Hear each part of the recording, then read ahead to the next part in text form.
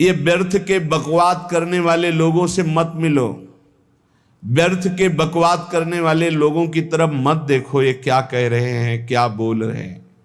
और तुम भी व्यर्थ का बकवाद मत करो। अपने समय को कीमती मान करके निरंतर प्रिया प्रीतम का नाम जप करो, उनके गुण लीला गाओ, उनकी सेवा में रहो। कभी प्रपंच की बातें, कभी प्रतिष्ठा का चिंतन, कभी नाना प्रकार के मान सम्मान का चिंतन, ये घुसने ना पावे हृदय में। बहुत सावधान रहना चाहिए साधक को।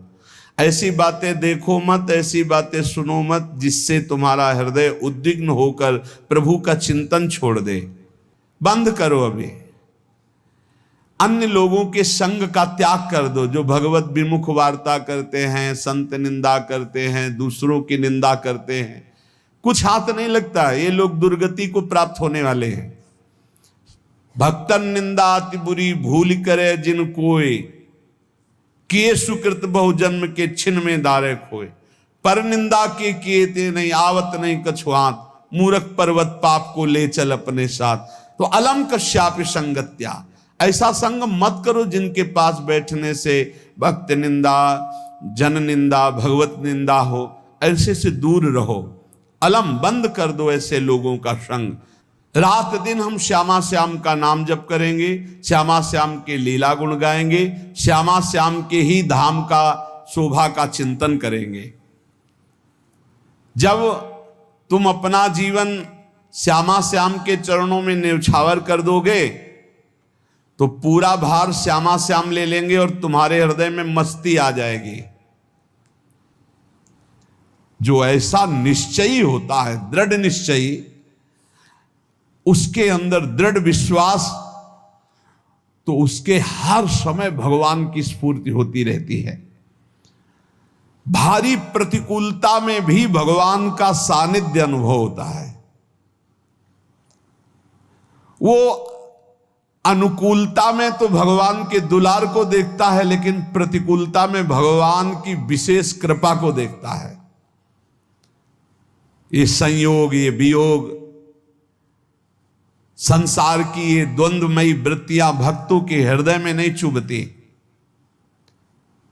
आए की हुज्जत नहीं, गए की तलाश नहीं, क्योंकि नित्य संयोग भगवत स्मृति के प्रभाव से प्रभु का रहता है।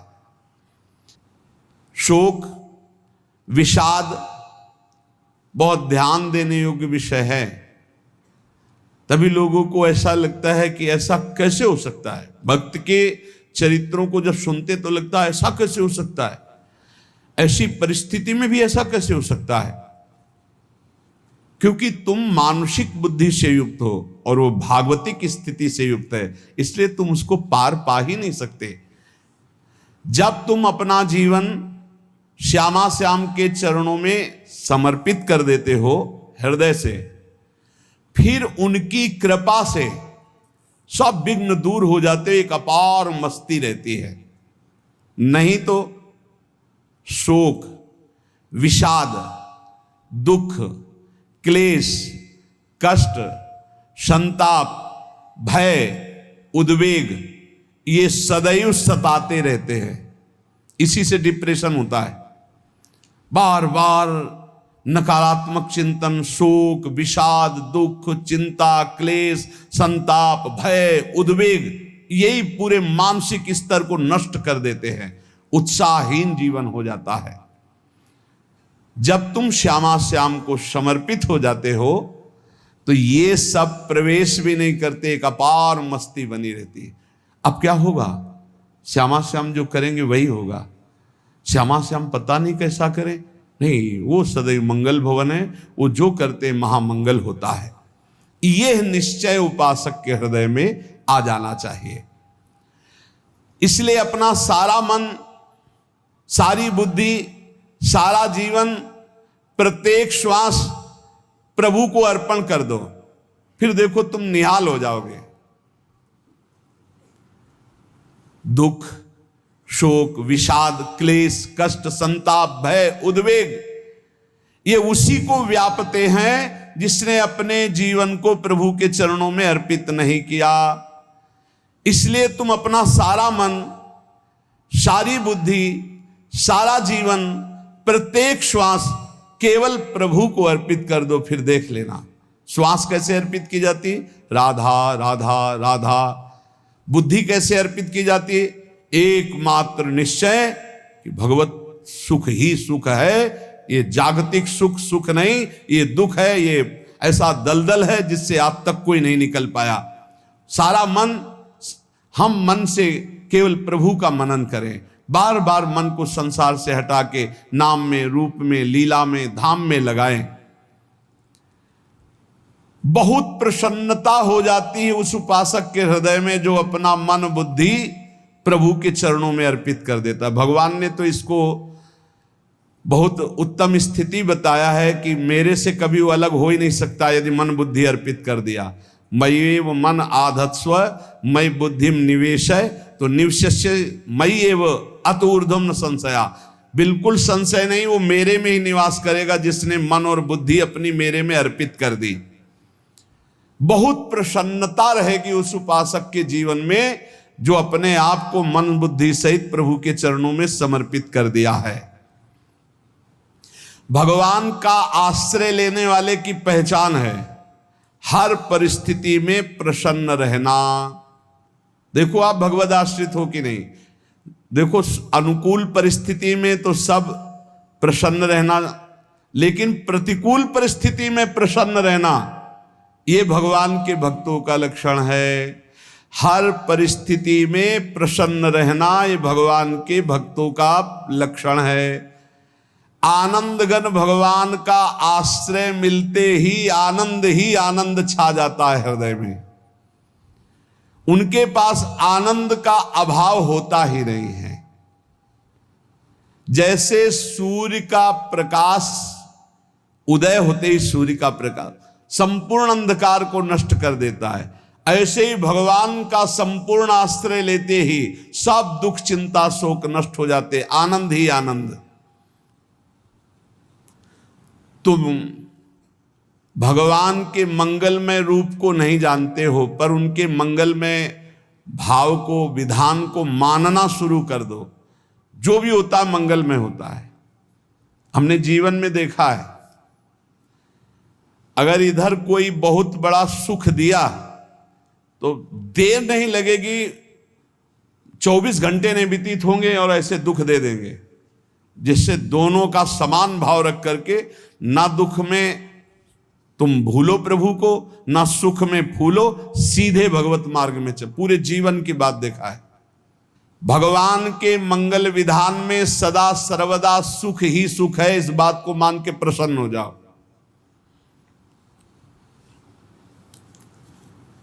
जब भगवान का भजन करने वाले की तन्मयता बढ़ती है भजन में,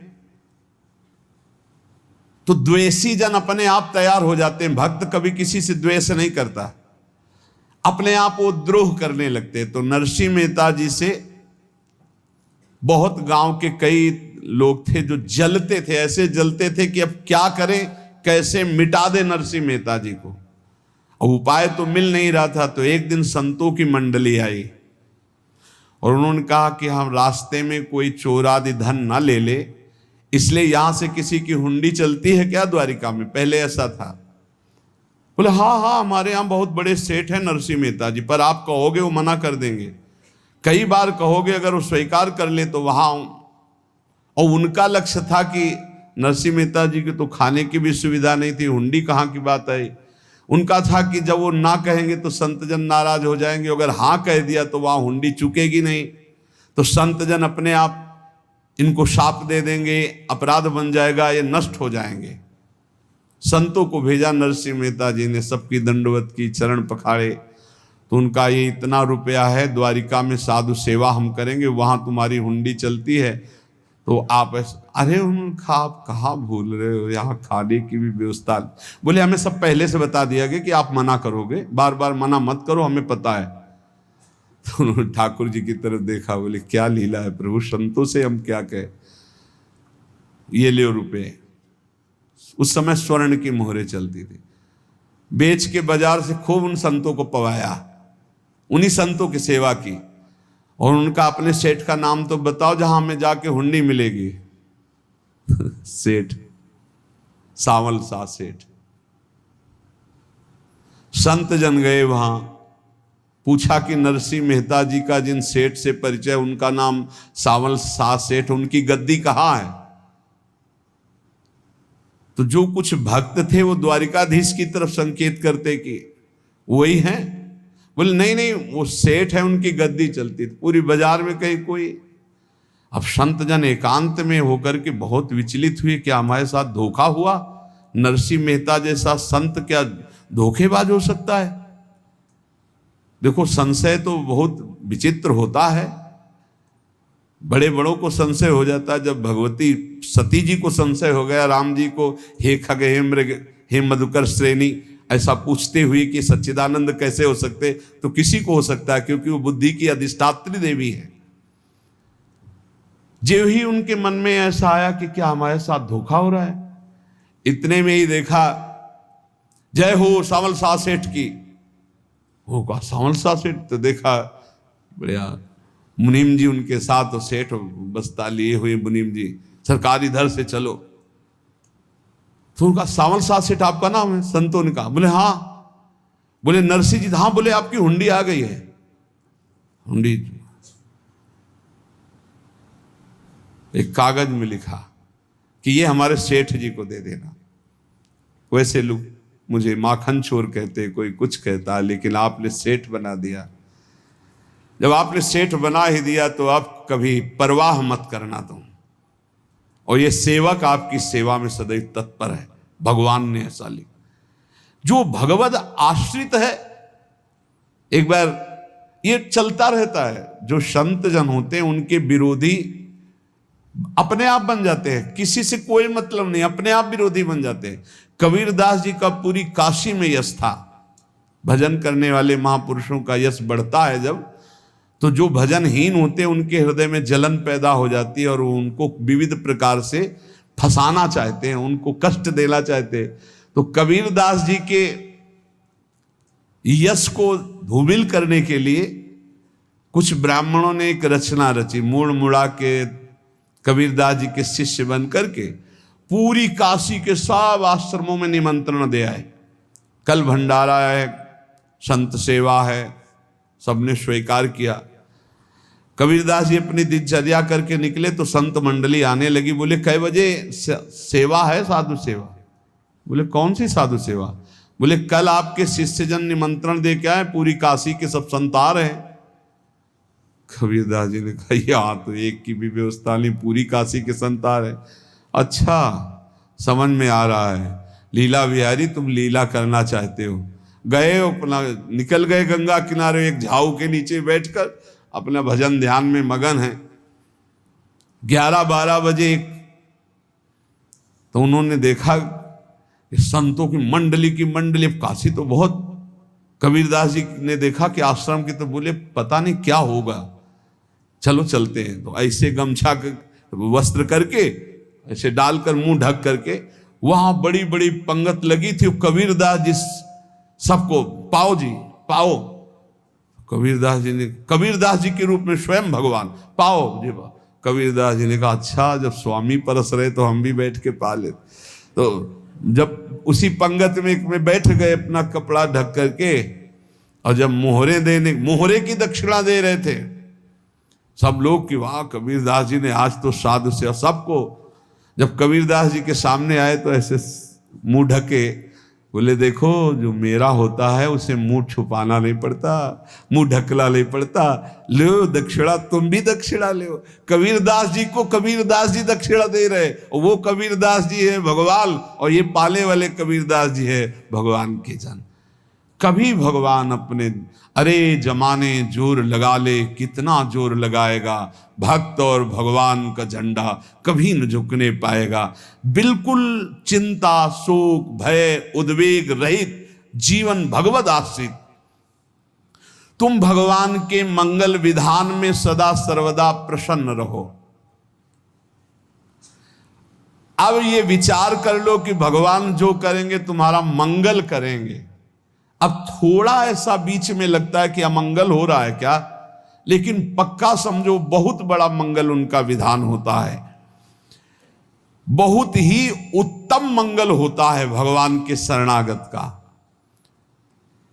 भगवान हमारे विचारों वाले नहीं हैं, हमारे विचार प्राकृतिक है, भगवान के विचार चिदानंदमय हैं। वो अपने विचार से हमारा मंगल करते हो, हम अपने विचार से मंगल चाहते हैं। भगवान के विचार से मंगल ही हमारा होगा, इसलिए कभी हमको चिंता शोक भय नहीं करना चाहिए। भगवान की ओर से कभी तुम्हारे लिए ऐसा विधान नहीं होगा कि तुम दुखी हो जाओ, बस तुम्हारी सोच हो सकती है, उसका परिणाम बहुत मंगल होगा। जगत की ओर से निराश हो जाओ, किसी से आशा मत रखो, फिर आप देखो आपका जीवन कैसा आनंदमय व्यतीत होता है। ये जो जगत की आशा है यही दुख प्रदान करती, सच्ची जगत की आशा ही दुख प्रदान करती है। अगर जगत से कोई संबंध न रखा जाए और भगवत भाव में रहकर तो बहुत अच्छा जीवन चलेगा। अपने कर्तव्य का पालन करो, परिवार को भगवत स्वरूप मानकर पोषण करो, किसी से कोई संबंध मत रखो, कोई आशा मत रखो, यही अध्यात्म सिखाता है। अपने आप भगवत स्वरूप, सबका व्यवहार मंगलमय और आपका जीवन मंगलमय। अपने घर में ऐसे रहो जैसे किसी अतिथि के घर में रह जाता है, चलना है यहां से जाना है। कौन रहता है अपने घर में अतिथि की भांति? भगवान का भक्त। जाना है यहां से, अपनी प्रिया प्रीतम के पास जाना। ये हमारा घर नहीं है, यहां तो हम समय व्यतीत कर रहे हैं, अपनी आयु व्यतीत कर रहे हैं भगवत आराधना करते हुए। हमें जाना है प्रिया प्रीतम के पास। वास्तविक घर भगवान का धाम है हमारा, वास्तविक घर वाले प्रभु हैं हमारे। जो नित्य सच्चिदानंद भगवान के चरणों में अपने चित्त को समर्पित करता रहता है, उसको यह अनुभव होने लगता है कि बड़ी कृपा है हमारे ऊपर, भगवान की बड़ी कृपा है हमारे ऊपर। सर्वसमर्थ परम सुहृद भगवान ऐसे भक्त के ऊपर हर समय वरद हस्त रखे रहते हैं। ये केवल प्रवचन नहीं, सच्ची बात मानिए। ऐसे भगवान का वरद हस्त हर समय रहता है। जब भगवान की छत्र छाया में भक्त अपने को देखता है तो आसपास घोर विपत्तियों का भी समुदाय हो तो भी वो आनंद में मगन रहता है। हर हालत में आनंदित रहना ये भक्त का स्वभाव है। भगवान ऐसे भक्तों को प्यार करते हैं जैसे कछुआ अपने अंडे को बाहर रख आवे और रात दिन उसका चिंतन करे। जब भक्त भगवान को समर्पित होता है तो भगवान रात दिन उसकी ऐसे चिंतन सुरक्षा करते हैं। अभय, ये दैवी संपदा का पहला गुण है। ये भगवान के शरणागत पर जागृत हो जाता है, वो भयभीत नहीं होता, किसी भी उससे भयभीत नहीं होता। यही डरपि हरिवंश हित, जिनो भ्रमय गुण सलिल पर। इस डर से डरते रहना चाहिए कहीं गुण रूपी पानी में फिसल न जाए, नहीं तो गलती हो सकती है। साधक सावधान रहे। ये अभय दैवी संपदा का सबसे बड़ा गुण है। जो भयहारी भगवान की शरण में आ जाता है तो उसके अंदर ये अभय प्रकट हो जाता है। अगर कहीं तुम्हें एकांत में भय लग रहा है, एक आदमी तो एकांतिक में आए थे, वो कह रहे थे कि हमें हर समय भय लगा रहता कि कोई हमारे पीछे है, अंधेरा तो लगता कोई खड़ा है, मैं जीना मुश्किल हो गया, ऐसा भय। देखो ये मन कैसा है, भगवान से विमुख होने पर कैसे डरवाता है। वो कह रहे हैं हर समय मुझे डर लगा रहता है, कोई सामने खड़ा है, कोई पीछे खड़ा है, ऐसा भय लगने लगता है। और जब भगवान की शरण में आ जाते हैं तो ये अभय स्थिति हृदय में जागृत हो जाती है। कोई भी भय आसपास आ ही नहीं सकता, यहां तक कि नरक का भी भय खत्म हो जाता है जो भगवान की शरण में है। महापापी भी पुण्यात्मा महान भक्तों के समान वो उत्तम गति को प्राप्त हो जाता है जो भगवान की शरण में हो जाता है। पर ये जो भोगों का आश्रय लिए हुए हैं, मनमानी आचरण कर रहे हैं, ये कभी उस अभय को जान ही नहीं सकते कोई अभय पद है क्या। इनको तो कदम कदम पर शोक, भय और दुख की प्राप्ति होगी। कोई बचा नहीं सकता जो भोगों में लगे हैं, मनमानी आचरण कर रहे हैं। अगर निर्भय होना चाहते हो, परम सुखी होना चाहते हो, तो भगवान के शरणागत हो जाओ। सारे जगत को अभय दान देने वाले भगवान हैं। भगवान का एक प्रण है, मम पन शरणागत भयहारी। जो मेरी शरण में आ गया उसके भय का मैं नाश कर देता हूं। साधना में अवस्था मन की मानी जाती है कि आप कितने अच्छे साधक हैं। यदि आपका मन भगवदाकार है, हर समय भगवत चिंतन चल रहा है, आपके स्वप्न भागवती का रहे हैं, आपके विचार भागवतिक हैं, तो आपकी अच्छी साधना हो रही है। और यदि आपके स्वप्न गंदे आ रहे हैं, क्योंकि स्वप्न में मन का ही सारा खेल होता है, और आपकी चिंतन वृत्ति वासनात्मक चल रही, तो अभी साधना का प्रभाव मन पे नहीं पड़ा है। जिसका मन हर समय भगवत चिंतन करता रहता है, वो जीते जी जीवन मुक्त हो जाता, अनुभव होता है। जैसे किसी ने कहा कि हमें कैसे पता चलेगा कि हमारा काम हो गया है। तो जैसे आप भोजन पा लेते हैं तो किसी दूसरे से गारंटी थोड़ी लेनी होती कि हम छक गए हैं क्या, आप जरा बताना हम छक गए हैं क्या। नहीं, अपने हृदय में आ जाता है कि अब मैं तृप्त हो गया। ऐसे ही अपने हृदय में आ जाता है कि मेरा काम हो गया, अब मेरा जन्म नहीं होगा। ये हृदय में आ जाता है, अपने आप अनुभव में आ जाता है। जब स्वरूप बोध होता है तो किसी और से सलाह थोड़ी लेनी होती है, वो अपने आप अनुभव में आ जाता है। हाँ, यदि गुरुदेव का वर्ण नहीं किया है तो फिर आपको किसी न किसी गुरु से प्रमाणित करवाना पड़ेगा। और अगर गुरुदेव का वर्ण किया है तो वही मंत्र, वही नाम, वही गुरु शरणागति आपको अंदर से पुष्ट कर देगी कि आपका काम हो गया है। विषय चिंतन करता हुआ मन विषय आसक्ति को प्राप्त होता है। विषय आसक्ति को प्राप्त हुआ मन बार बार जन्म मरण और नरक को प्राप्त होता है। बस ये विषय चिंतन हटाना ही प्रमुख कर्तव्य साधना का है। बार बार मन को विषयों से हटा करके प्रभु के नाम में लगाओ, प्रभु के रूप में लगाओ, प्रभु की लीला में लगाओ। जहां भगवान प्रकट होते हैं वहां परमानंद की बाढ़ आती है। पर ये ध्यान रखें, गुलाब का फूल कांटों में खिलता है, उसकी सुगंध लेनी, फूल लेना है तो कांटों से बचाकर। ऐसे ही जब आप भगवत चिंतन के लिए चलेंगे तो आपका चिंतन चुराने के लिए माया विविध नाटक करेगी, कांटे फैलाएगी। कोई तुम्हारी निंदा करेगा, कोई अपमान करेगा, कोई उपहास करेगा, तुम्हारी अव्यवस्था हो सकती है, तुम्हारी परिस्थिति बहुत भयावह हो सकती है। इन परिस्थितियों में भी भगवत चिंतन का तार ना टूटने पावे तो आगे गुलाब का फूल है।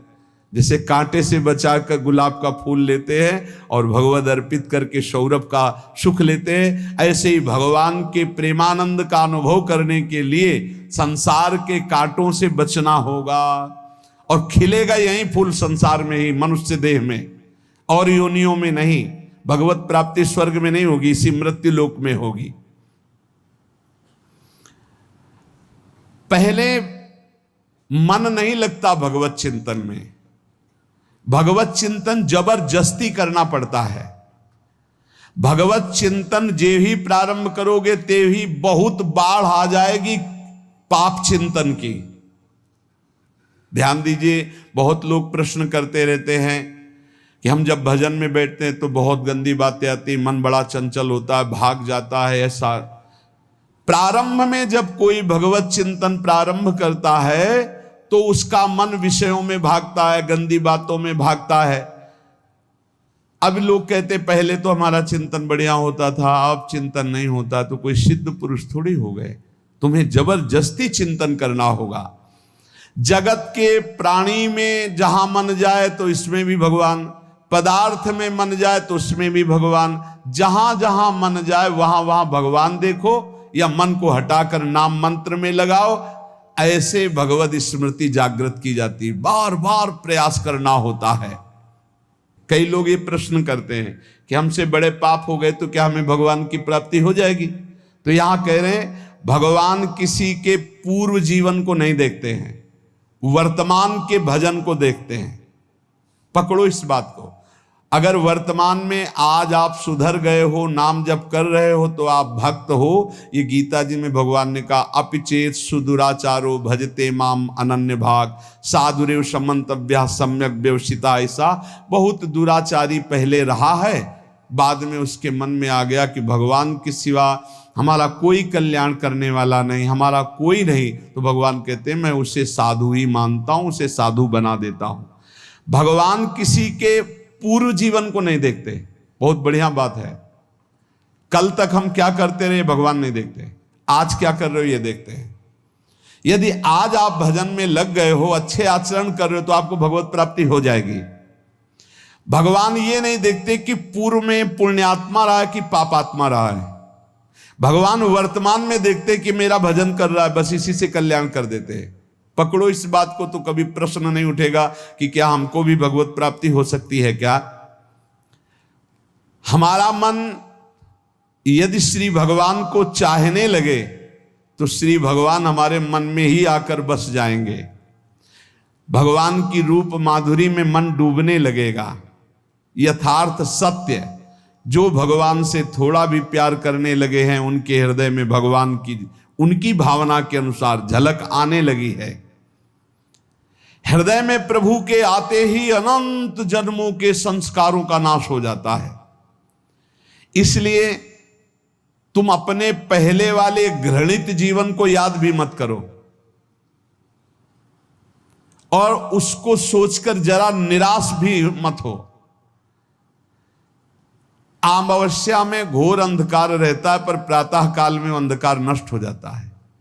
ऐसे ही नाम का उच्चारण करते ही तुम्हारे जितने पाप अंधकार हो सब नष्ट हो जाएंगे। तुम चाहो कि एक क्षण भी प्रभु को ना भूलो। अब वर्तमान में ऐसी स्थिति बनाओ। जो प्रभु को नहीं भूलने की चाह करता है कि मुझे ऐसी स्थिति प्राप्त हो कि मैं कभी प्रभु को ना भूलूं, तो सच्ची मानो और कोई बात भगवान सुने ना सुने, ये बात जल्दी सुन लेते हैं। भजन की मांग करो तो बहुत जल्दी भगवान पूर्ण करते हो। भजन जिसका चलने लगा तो फिर लोकांतर के सारी रिद्धियां सिद्धियां सुख वैभव तो उसके चरणों में लौटते हैं। जब हम प्रभु से प्रभु का स्मरण न मांगकर भोग मांगते हैं, तभी हमारा भजन रुक जाता है, भजन नहीं चल पाता। यदि हम प्रभु से केवल भजन मांगे तो विश्वास करो ब्याज में सब हो जाएगा। मूल भजन तो आपका बचेगा ही, ब्याज में लोकांतर के भोग आपके चरणों में लुटते घूमेंगे। आप भजन करके तो देखो। अरे घिघियाने की जरूरत नहीं, किसी से मांगने की जरूरत नहीं, भजन करके देखो, सब ठीक हो जाएगा, सब अपने आप बन जाएगा।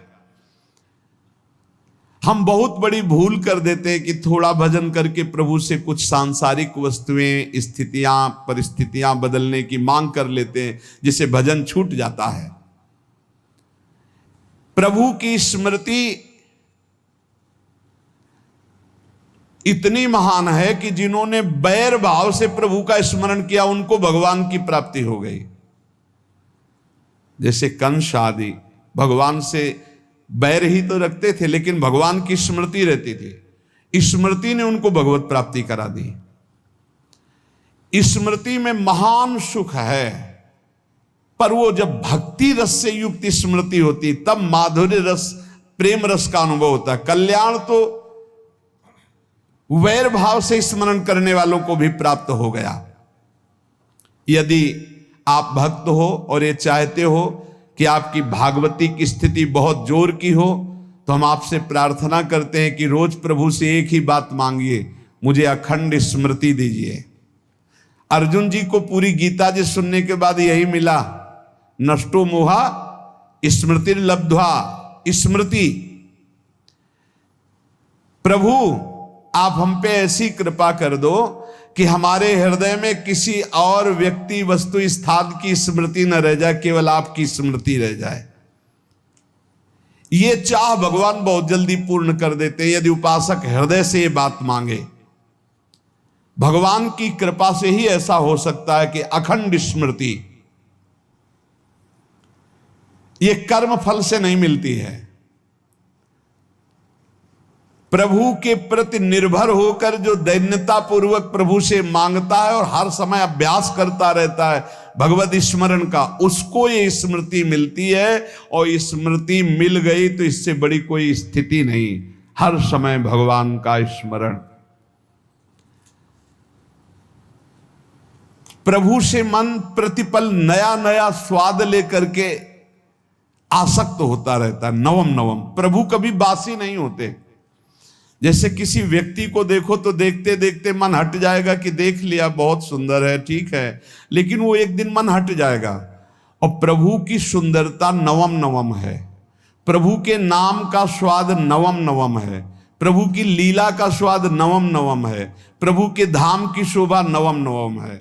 जैसे आचार्य महाप्रभु हरिवंश चंद्र जी कहते, नयो नेह नव रंग नयो रस नवल श्याम वृषभानु किशोरी, नव पीतांबर नवल चूनरी, नई नई बूंदन भींजत गोरी, नव वृंदावन हरित मनोहर, नव चातक बोलत मोर मोरी, नव मुरली जो मल्हार नई गति, सब कुछ नया। तो नवम नवम प्रभु प्रतिपल नवम नवम प्रभु का रूप, प्रियाजू का नवम नवम, अबहीं और अबहीं और अबहीं और है। तो कहते हैं जब मन निरंतर स्मृति में डूबता है तो जब प्रभु की रूप माधुरी प्रकाशित होती तो ऐसी नवम नवम कि कभी ये नहीं होता कि रूप बासी हो गया, ये वही रूप है जो हमने अभी देखा था, नवम नवम। इसलिए आनंद की उफान आती रहती है उपासक के हृदय में। ऐसी प्रियता, ऐसा आनंद बिना भजन के नहीं अनुभव में आएगा। इसलिए तुम विश्वास करो, तुम्हें बहुत सुंदर सुख मिलने वाला है, आगे अपार सुख मिलने वाला है। ये थोड़ा दुख का समय काट लो, जब तक जीवन है ये दुख सुख की लहर आती रहेगी, आप इसको सह जाओ, आगे बहुत आनंद है, विश्वास मान लीजिए, बहुत आनंद है।